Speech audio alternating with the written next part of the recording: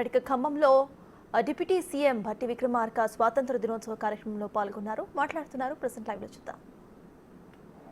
Scheduled కులాల అభివృద్ధి శాఖకు సంబంధించి ఈ శాఖ ద్వారా జిల్లాలో 41 వసతి గృహాలు నిర్వహించబడుతున్నాయి. ఇందులో 3309 మంది విద్యార్థులు వసతిని పొందుతున్నారు.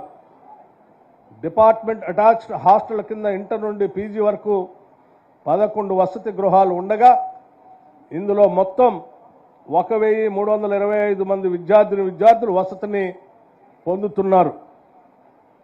దళిత బంధు పథకం ద్వారా చింతకాని మండలంలో 3462 మంది లబ్ధిదారులు కాను ఒక్కొక్కరికి 10 లక్షల చొప్పున 346.20 కోట్లు 5 అసెంబ్లీ నియోజకవర్గాల నందు 483 మంది లబ్ధిదారులు కాను 48.30 కోట్లు మంజూరు చేసి వివిధ రకాల యూనిట్లు ఏర్పాటు చేయడం జరిగింది.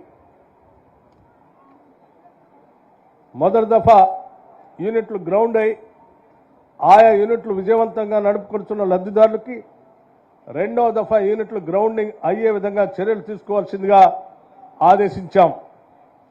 దీనికి సంబంధించి సర్వే ప్రక్రియ గ్రామ పంచాయతీ ప్రత్యేక అధికారులు ద్వారా కొనసాగుతూ ఉంది.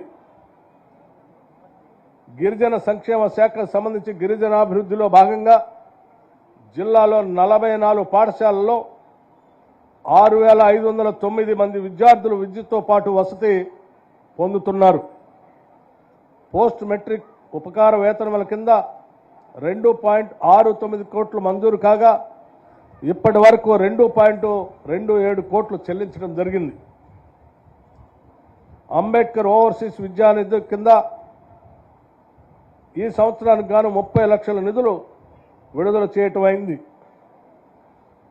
ముగ్గురు విద్యార్థులకు మొత్తం 30 లక్షలు ఇట్టి పథకం నుండి ఇప్పటికే మంజూరు చేయటం జరిగింది.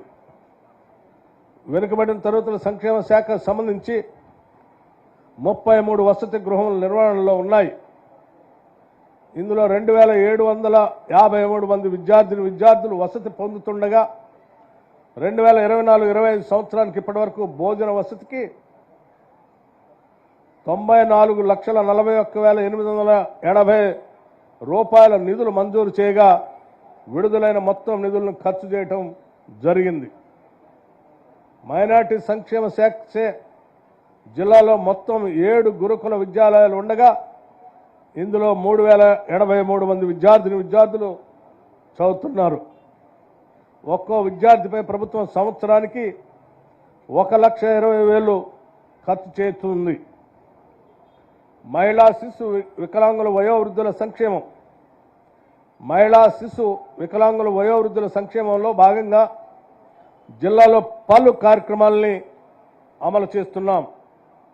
గర్భిణీలు చిన్నపిల్లల ఆరోగ్య సంరక్షణకు గాను జిల్లాలో 1,000